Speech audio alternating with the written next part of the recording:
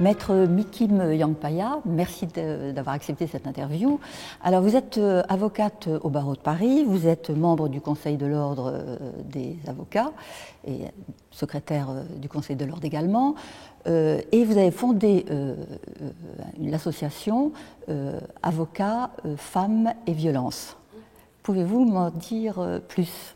Oui, tout à fait. D'abord, je vous remercie de m'inviter, de pouvoir m'exprimer sur ce sujet qui concerne les violences faites aux femmes. J'ai créé cette association, voilà 20 ans, bientôt au mois de juillet. C'était sous l'égide du procureur Bernard Requin, je ne sais pas si vous connaissez, qui avait souhaité réunir les avocats du barreau de Paris et leur dire, écoutez, si vous êtes sensibilisés aux violences faites aux femmes, réseauter, essayer de créer une association ou quelque chose, un groupe de travail. Donc j'ai pris un peu la balle au bond, je me suis dit, effectivement, j'ai créé cette association qui a été agréée par le barreau de Paris et qui regroupe on est un petit groupe d'avocats sensibilisés aux violences faites à l'encontre des femmes, formés à l'écoute des femmes victimes de violences.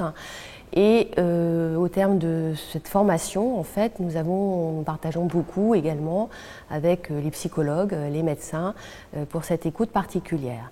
Alors quand je parle violence faite aux femmes, tout de suite on pense violence conjugale, mais j'entends également violence sexuelle, agression sexuelle, violence psychologique, mariage forcé,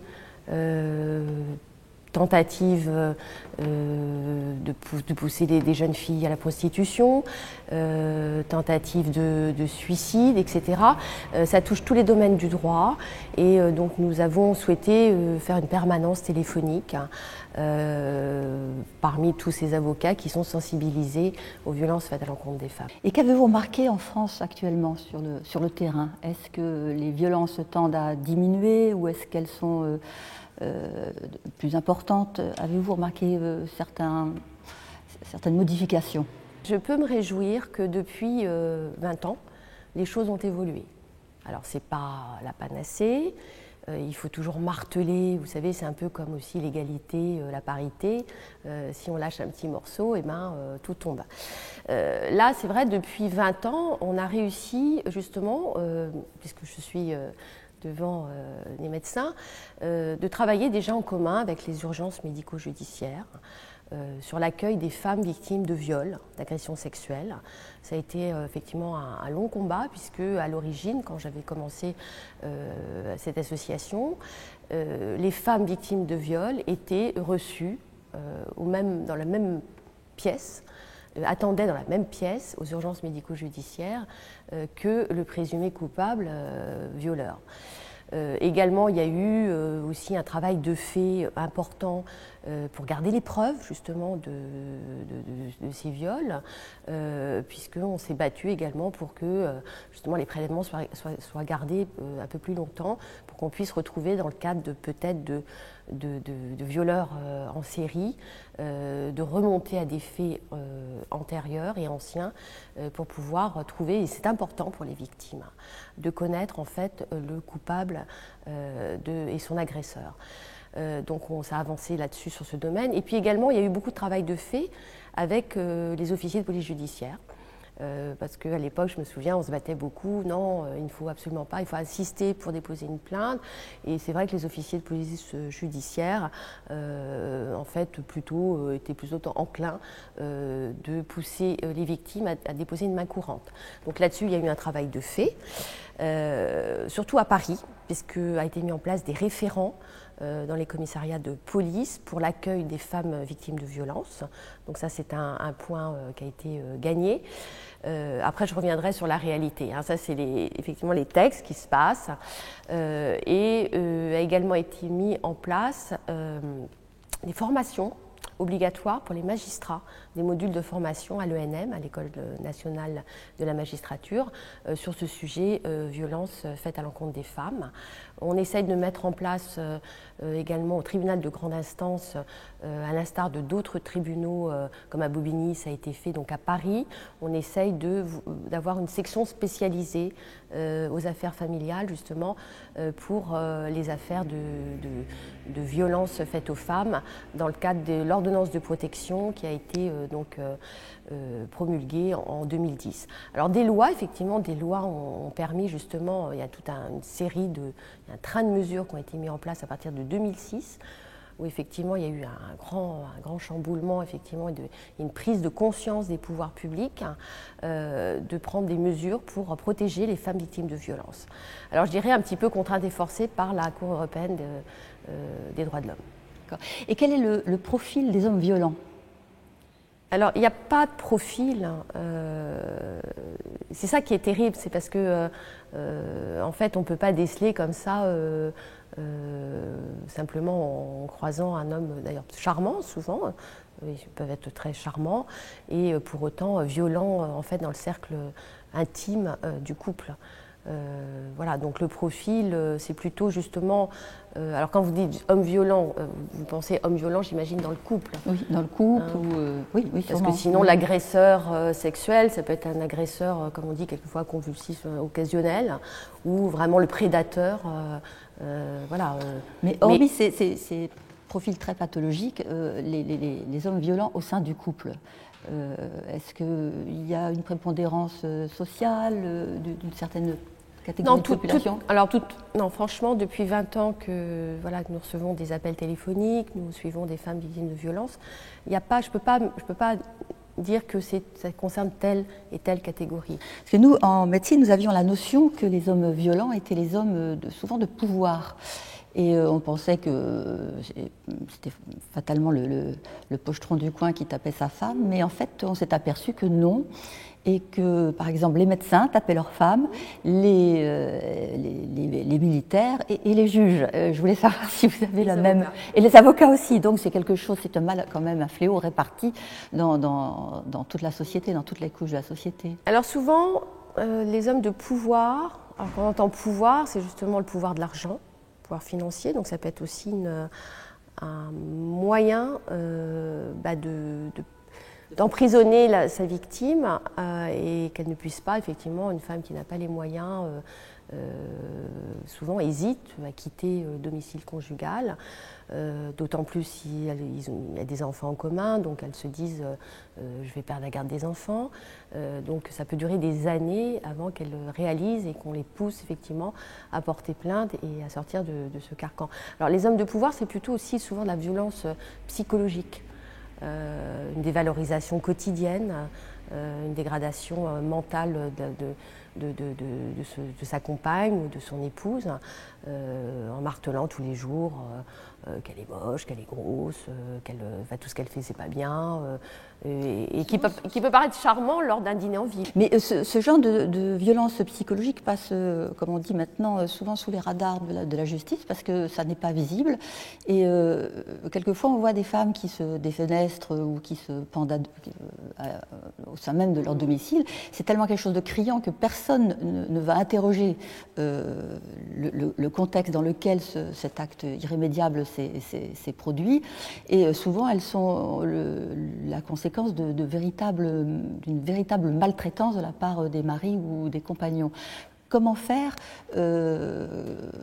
surgir ce fait, comment dirais-je, ce fait souterrain, comment le faire rejaillir de façon à prévenir ce genre de violence psychologique et éviter ce genre de suicide?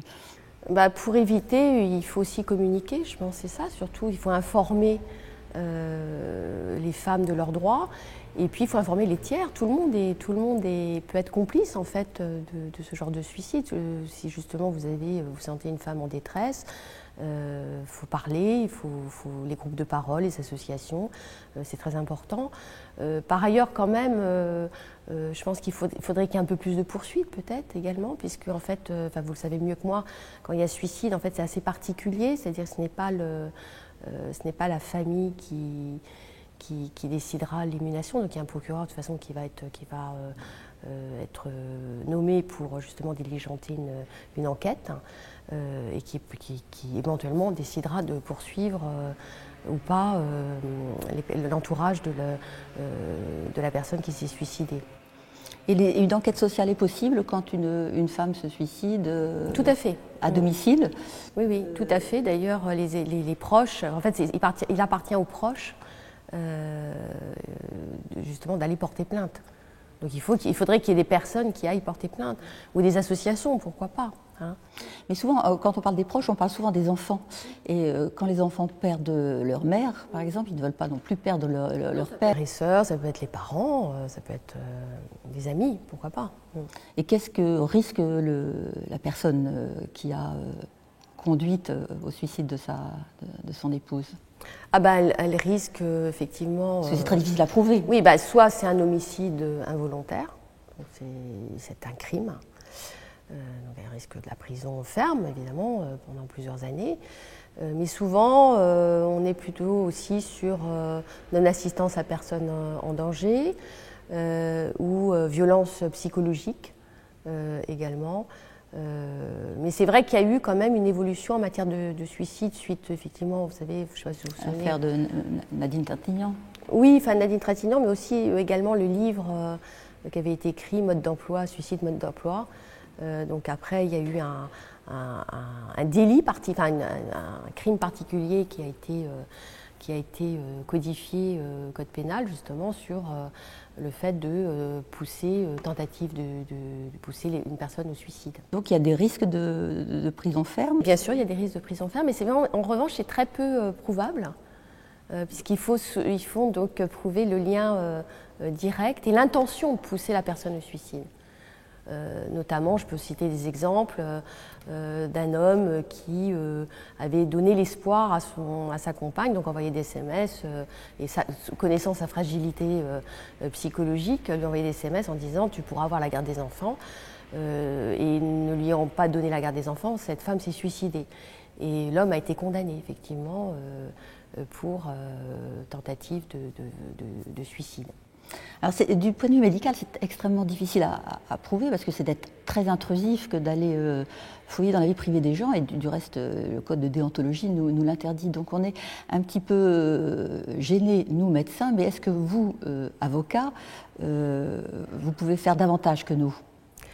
Alors, on n'est pas comme aux États-Unis, c'est pas un système inquisitoire, hein, donc voilà, on est assez limité dans le cadre de nos enquêtes, mais nous avons effectivement la possibilité, effectivement, de demander des actes particuliers. On peut, notamment, s'il y a une plainte qui a été déposée, qui a été classée sans suite, on peut saisir, pas nous personnellement, mais en tout cas les personnes que nous représentons, déposer une plainte avec constitution de partie civile entre les mains du doyen des juges d'instruction pour qu'une enquête soit diligentée. Une fois qu'un juge d'instruction est nommé, on peut lui demander des actes, certains actes. Hein. On peut être proactif, effectivement, les avocats, dans des enquêtes judiciaires et justement demander que telle personne soit entendue pour que le juge puisse se forger une opinion. Alors, en matière de viol en France, est-ce que les choses ont beaucoup évolué, à votre avis ? Alors déjà, ont évolué effectivement avec le crime de viol entre époux, puisque c'est la Cour de cassation qui avait, en 1990, donc la première fois qu'on considérait qu'il pouvait y avoir viol entre époux. Et puis, dernièrement, je dis dernièrement parce que c'est assez récent quand même, 2010, donc viol entre époux, et il y a eu encore une nouvelle loi où le consentement n'est pas présumé, n'est plus présumé en matière, parce qu'avant il fallait prouver qu'effectivement il y a eu effectivement une violence particulière, enfin que le consentement, on n'était pas consentante. Là, en fait, le consentement n'est plus présumé, c'est plutôt à la personne qui est mise en cause de prouver que son épouse était consentante. Et en dehors des viols interconjugaux, les viols habituels, les tournantes, ce qu'on peut... Oui, alors bon, il y a beaucoup, c'est vrai que les chiffres sont quand même un peu alarmants, puisqu'il y a beaucoup de dépôts de plainte, il y a très peu de poursuites, il y a beaucoup de dossiers qui ne vont pas jusqu'au bout. Beaucoup ne déposent pas plainte, hein. Il y a beaucoup de femmes qui... ne déposent pas plainte, mais de plus en plus, c'est pour ça qu'on a l'impression qu'il y a de plus en plus, si vous voulez, que les choses n'ont pas évolué, qu'il y a de plus en plus de viols, qu'il y a de plus en plus de... Au contraire, c'est une communication qui s'est faite, où les femmes osent plus aller porter plainte. D'abord, elle peut porter plainte dans n'importe quel commissariat, ça faut le savoir, pas forcément le commissariat de son domicile, parce que souvent c'était quand même un peu embêtant et elles avaient honte effectivement d'aller porter plainte si elles dans le cadre de violences intrafamiliales, et puis le fait d'avoir été violées, d'avoir été agressées, parce que souvent il faut savoir que les viols, la majorité des viols, enfin la majorité, même plus que la majorité, sont commis dans le cercle familial, non pas par des tiers, mais des personnes... par l'oncle, ou le vieux tonton, ou l'ami de la famille. Donc c'est vrai qu'il y a plus de dépôts de plainte que par le passé, mais en revanche, souvent, ces dossiers ne sont pas menés à terme. Alors soit on ne trouve pas l'agresseur, soit ça va être correctionnalisé. Donc ça va aller devant les tribunaux correctionnels. Et puis quelquefois les victimes se lassent aussi, ne veulent pas aller jusqu'au bout. Et puis souvent c'est long, voilà. Et sur des faits très graves, il y a des poursuites quelquefois un peu molles. C'est-à-dire qu'il risque peu, le violeur risque beaucoup. Ah oui, quand même, s'il est prouvé qu'il y a viol. Qu'est-ce qu'il risque? Il risque 20 ans de prison. Hein. Mais en pratique, je crois que les 20 ans de prison sont rarement donnés, non? Oui, après, il y a des peines incompressibles. Parce qu'on entend souvent des femmes dire j'ai été violée, je croise mon violeur régulièrement, ça m'est insupportable. Alors ça, bon, c'est peut-être aussi...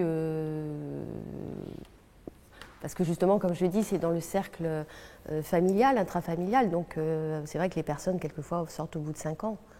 Donc il faudrait effectivement creuser là-dessus et peut-être interpeller nos prochains présidents de la République, en tout cas nos prochains députés, d'être un peu plus, que la victime ait un peu plus, si vous voulez, de pouvoir en matière de, en tout cas d'être informée, et peut-être qu'il y ait aussi un suivi post-carcéral.